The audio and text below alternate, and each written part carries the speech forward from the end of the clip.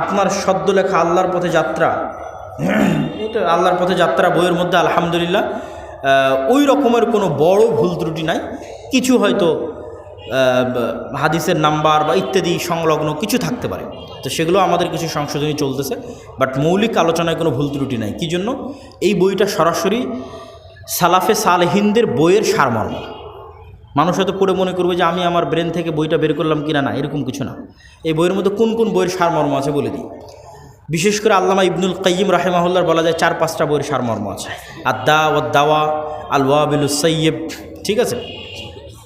জিকিরের উপর ইবনুল কাইয়িম রাহিমাহুল্লাহর যে বই, অন্তরের সুস্থতা অসুস্থতার উপর তার যে বই, তাকদীরের উপর তার যে বই শিফাউল আলিল, এই বইগুলোর সারমর্ম আছে।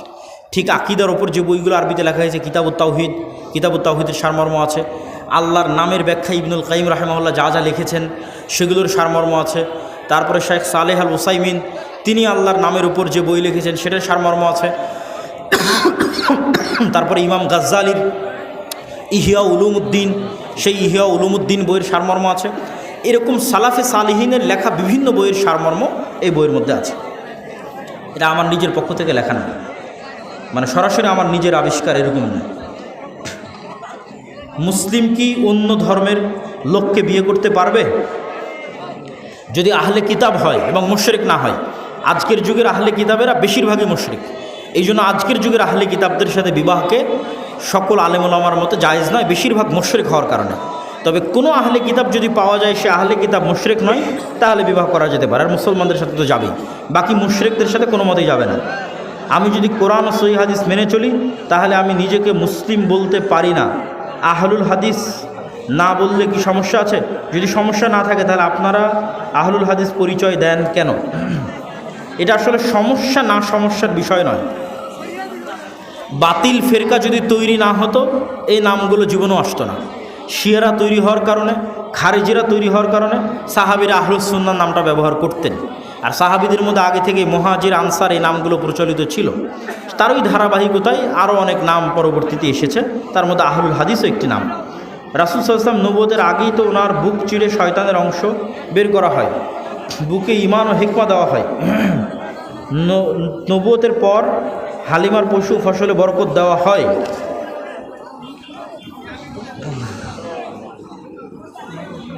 পাগল কি প্রশ্ন করেছে? আল্লাহ সুবহানাহু ওয়া তাআলা যাকে ইচ্ছা সঠিক পথের দাওয়াত দেন।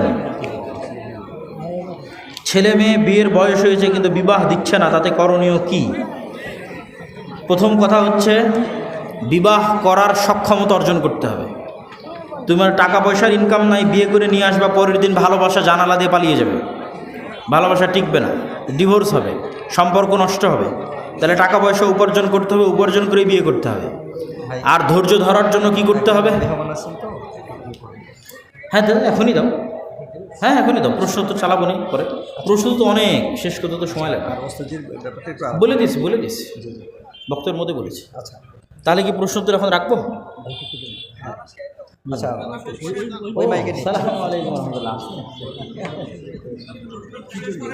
না কথা বলেন, 2 মিনিট বলেন। আপনি কি শুরু থেকে ছিলেন? আচ্ছা দাও না, উনি রাস্তা অ্যাক্সিডেন্ট করেছে এখানে মোকামতলাতে। বক্তব্য শেষ, সমস্যা নেই।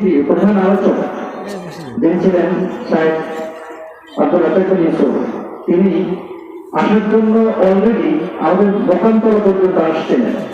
আব্দুল্লাহ ভাইয়ের মুখ থেকে যেটা শুনলেন, তিনি মোকামতলা এসে একটা বড় ধরনের অ্যাক্সিডেন্ট করেছেন। আপনার সামনে উপস্থিত হবে। তাহলে ইফরিত নামক জিন গায়ের জোরে সিংহাসন নিয়ে আসতে চেয়েছে, আর যে বলল যার কাছে কিতাবের জ্ঞান আছে এখন জ্ঞানের জোরে সিংহাসন নিয়ে আসবে, এ আবার কি জ্ঞান?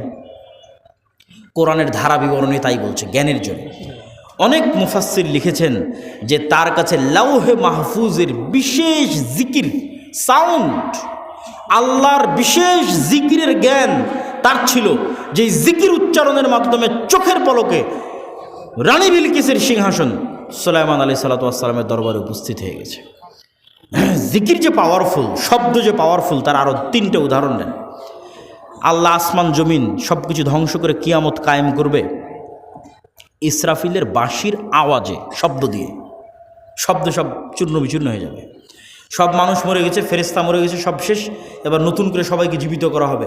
তখনও ইসরাফিলকে তৈরি করে ইসরাফিলের বাঁশির আওয়াজ দিয়ে সবকে কবর থেকে উঠানো হবে, আওয়াজ, সাউন্ড। 3 নম্বর দলিল, যেটাতে বক্তব্য শেষ করে দেবো, আল্লাহ সুবহানাহু ওয়া তাআলা বলছেন ইউসাব্বিহু লিল্লাহি মা ফিস সামাওয়াতি ওয়া মা ফিল আরজ। আসমান এবং জমিন এবং তার মধ্যে যা কিছু আছে, এই পোস্টার এটাও আওয়াজ করে তাসবিহ পাঠ করতেছে, এই টিস্যু এটাও আওয়াজ করে তাসবিহ পাঠ করতেছে, গায়ের জামা, উপরের প্যান্ডেল, নিচের মাটি, লাইট, ক্যামেরা যা আছে সব আওয়াজ করে তাসবিহ পাঠ করতেছে। সে আওয়াজ আমি শুনতেছি না। যেমন পিঁপড়ার চলার আওয়াজ আমি শুনতে পাই না, কিন্তু পিঁপড়ার চলার আওয়াজ 10 কিলোমিটার দূরে থাকা হাতিও শুনতে পাবে, আমি শুনতে পাই না। তাহলে এই সবগুলো থেকে তাসবিহ বের হচ্ছে। শুধু কি এটাই না, রাসূল সাল্লাল্লাহু আলাইহি সাল্লাম বলছেন এরা শুধু তাসবিহ বলতেছে না, এরা তাসবিহ বুঝে।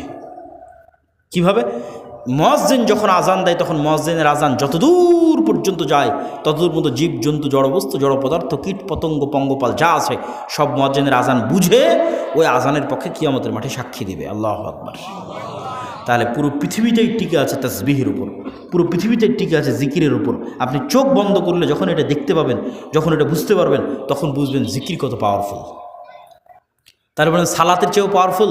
জি না, কথা ওটা নয়, সালাতও জিকির। আল্লাহ কোরআনে বলছেন আকিমিস সালাত লিযিকরি, সালাত পড়ো জিকিরের জন্য।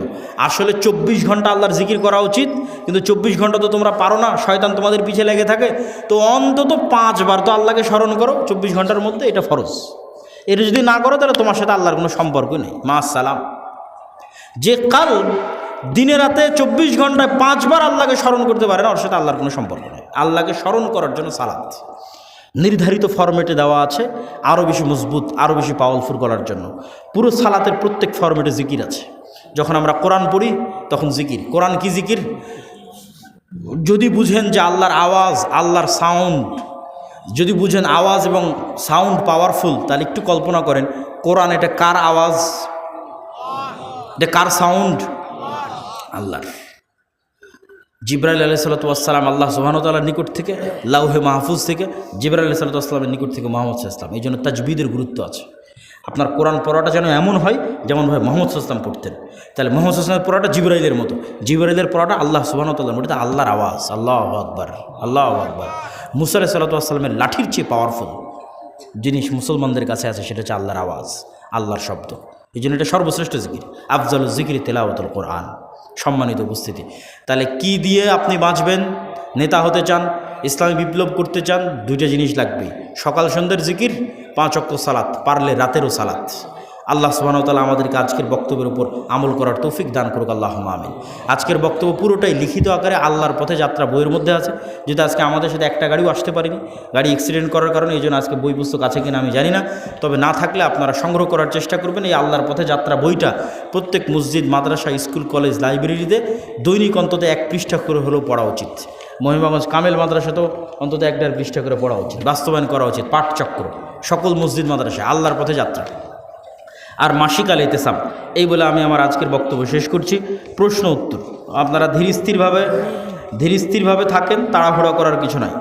শাইখ সালাম নেবেন। আমার প্রশ্ন হলো, সালাতে যদি কোনো ব্যক্তি সূরা কিরাত মুখ এবং ঠোঁট নাড়িয়ে না পড়ে, সম্পূর্ণরূপে যদি ঠোঁট বন্ধ থাকে, তাহলে এটা পড়া হলো না, এটাকে পড়ার মধ্যে ধরা হয় না।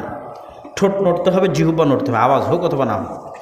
শাইখ সালাম নেবেন। আমার প্রশ্ন হলো, এই শীতকালে আমাদের এলাকায় প্রায় সকল মসজিদে ফজর সালাতের আজান ওয়াক্ত শুরু হওয়ার অন্তত 20-30 মিনিট পূর্বে দেওয়া হয়। এইটা যদি দেওয়া হয় তাহলে অবশ্যই সংশোধন করার চেষ্টা করতে হবে। এখন তো আধুনিক যুগ, মোবাইল অ্যাপস সব জায়গায় নির্ধারিত সময় দেওয়া আছে কখন সুবহে সাদেক হচ্ছে। কোনো ব্যক্তি ব্যাংকে টাকা রেখে কিছু সুদসহ মূলধন ফেরত পেয়েছে, উক্ত সুদের টাকা গ্রাহক নিতে ইচ্ছুক, তবে কি তিনি উক্ত টাকা কোনো অনিচ্ছুক নিকট আত্মীয় এতিমকে দান করে দিতে পারবেন? মানুষকে দিয়েন না, জনকল্যাণমূলক কাজে নেকির আশা ছাড়া ব্যয় করে দেন। সেটা যেমন ব্রিজ, কালভার্ট, টয়লেট, বাড়িঘর, এগুলো খাওয়ার মধ্যে দিয়েন না। শায়েখ, আমি বিভিন্ন সমস্যার সম্মুখীন, এমন অবস্থা বেশি বেশি দান করতে পারছি না। এমত অবস্থা একটা আমল শিখিয়ে দিন যা বিপদ থেকে রক্ষা করবে। সকল আমলকে কভার দিতে পারে জিকির। সকল আমলের কভার দিতে পারবে জিকির। যারা দান করতে পারতেছে না, তার দানের নেকিও পাবে জিকির দিয়ে। হজ উমরায় যেতে পারতেছে না টাকার কারণে, তারা হজ উমরার নেকি পাবে জিকির দিয়ে। সিজদায় সব ধরনের দোয়া পাঠ করা যাবে কি ফরজ সালাতে? প্রথমত সালাতে আরবি ছাড়া অন্য কোনো দোয়া পড়া উচিত নয়, এটা 1 নাম্বার। 2 নাম্বার, ফরজ সালাতে তো একদমই সম্ভব নয়। 3 নাম্বার, এমন কোনো সমস্যা নাই যেই সমস্যার বিপরীতে মুহাম্মদ সাল্লাল্লাহু আলাইহি ওয়াসাল্লাম এবং আল্লাহর পক্ষ থেকে আরবিতে দোয়া নাই, এরকম এমন কোনো সমস্যা নেই। তাহলে ওই বাক্যটা আপনি উচ্চারণ করলেন যেই বাক্যটা ওহির মাধ্যমে এসেছে। আপনি নিজে বানিয়ে যেটা বলবেন এটা কত পাওয়ারফুল হবে বলেন? আর যেটা ওহির মাধ্যমে এসেছে, আল্লাহ কবুল করেছে, লা ইলাহা ইল্লা আনতা সুবহানাকা ইন্নী কুনতু মিনাজ জালিমিন, এটাকে আল্লাহ একবার কবুল করেছে। রব্বানা যালামনা আনফুসানা ওয়া ইল্লাম তাগফির লানা ওয়া তারহামনা লানাকুনান্না মিনাল খাসিরিন, এটাকে আল্লাহ একবার কবুল করেছে। এই জন্য নবী রাসূলেরা যে বিপদে পড়ে যে দোয়া করেছে ওটা কষ্ট হলেও ওই ভাষায় আরবিতেই পড়া উচিত। সারা জীবন দিনের উপর টিকে থাকার উপায় কি? সালাতের সাথে, মসজিদের সাথে, কোরআনের সাথে, এই 3টার সাথে সম্পর্ক যদি ছিন্ন না হয়, আশা করি মরা পর্যন্ত ইমানের উপর থাকা যাবে।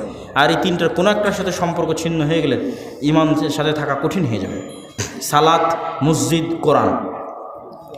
ইসলামে তো জাতীয়তাবাদ হারাম, তাহলে প্রশ্ন করেছে আর কি জাতীয়তাবাদ কি? প্রথম কথা হচ্ছে জাতীয়তাবাদ বলেন, গণতন্ত্র বলেন, সমাজতন্ত্র বলেন, এগুলো সবই হচ্ছে একটা মূর্তি, নতুন যুগের, আধুনিক যুগের মূর্তি, যেটা এই যুগের আজরেরা তৈরি করেছে। এই যুগের, নতুন যুগের আজরদের তৈরি করা এই মূর্তি যতক্ষণ না ভাঙ্গা হচ্ছে ততক্ষণ পর্যন্ত মুসলমানদের বিজয় সম্ভব নয়। কিন্তু কিভাবে ভাঙবে তার ব্যবস্থা আল্লাহ সুবহানাহু ওয়া তাআলা করে রেখেছেন। সময়ের সাথে ভাঙবে, আমাদেরকে আমাদের ঈমান ধরে রাখতে হবে। ওমর রাদিয়াল্লাহু তাআলা আনহুকে দেখে শয়তান পালাতেন, সে তো মানুষ ছিল, তো তার ভিতরে কি বিশেষত্ব ছিল যে তাকে দেখে শয়তান পালাতো? দেখেন, শয়তানের অস্তিত্ব আছে, জিনের অস্তিত্ব আছে, তারা আমাদের দেখতে পায়।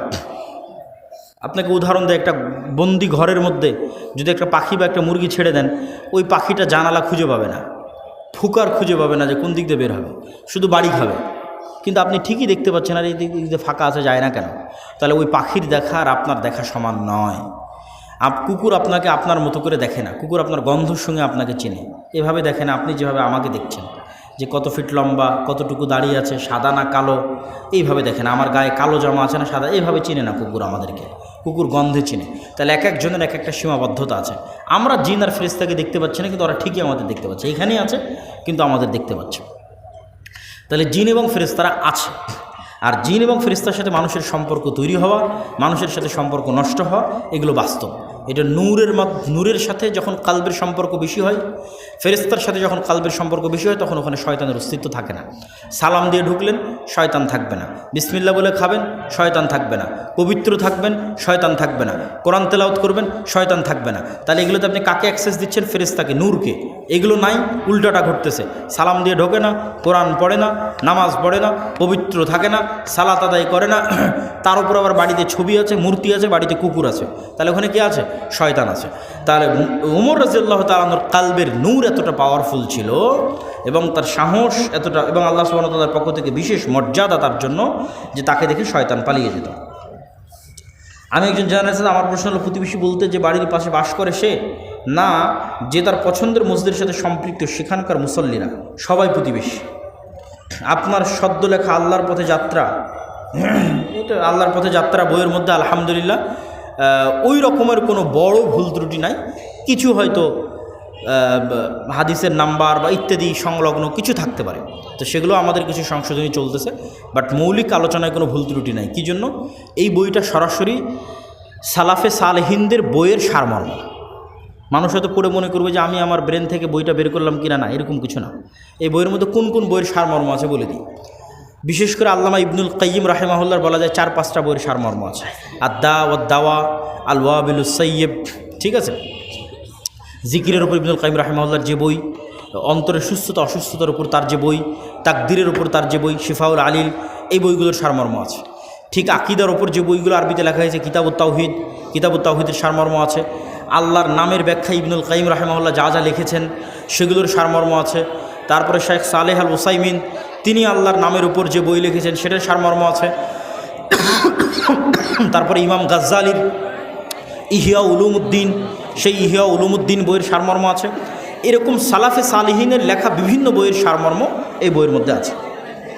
এটা আমার নিজের পক্ষ থেকে লেখা না, মানে সরাসরি আমার নিজের আবিষ্কার, এরকম নয়। মুসলিম কি অন্য ধর্মের লোককে বিয়ে করতে পারবে যদি আহলে কিতাব হয় এবং মুশরিক না হয়? আজকের যুগের আহলে কিতাবেরা বেশিরভাগই মুশরিক। এই জন্য আজকের যুগের আহলে কিতাবদের সাথে বিবাহকে সকল আলেম ওলামার মতে জায়েজ নয়, বেশিরভাগ মুশরিক হওয়ার কারণে।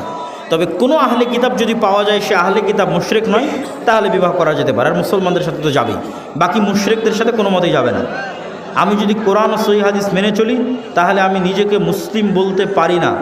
আহলুল হাদিস না বললে কি সমস্যা আছে? যদি সমস্যা না থাকে তাহলে আপনারা আহলুল হাদিস পরিচয় দেন কেন?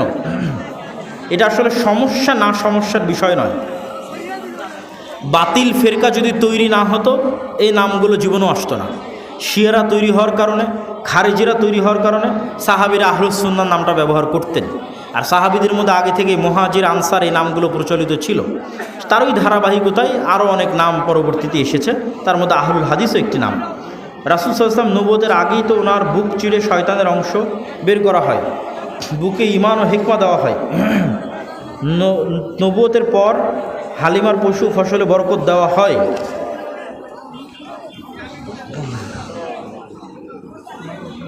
পাগল কি প্রশ্ন করেছে? আল্লাহ সুবহানাহু ওয়া তাআলা যাকে ইচ্ছা সঠিক পথের দাওয়াত দেন।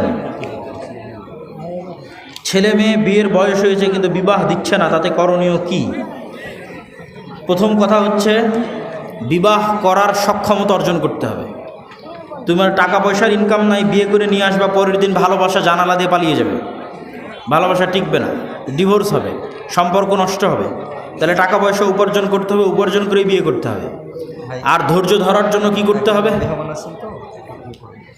হ্যাঁ এখনই দাও, হ্যাঁ এখনই দাও, প্রশ্ন তো চালাবো নি পরে, প্রশ্ন তো অনেক, শেষ করতে তো সময় লাগে। বলে দিয়েছি বক্তব্যের মধ্যে বলেছি। আচ্ছা, তাহলে কি প্রশ্ন তো এখন রাখবো? আচ্ছা, ওই মাইকে আসসালামু আলাইকুম ওয়া রাহমাতুল্লাহ। না না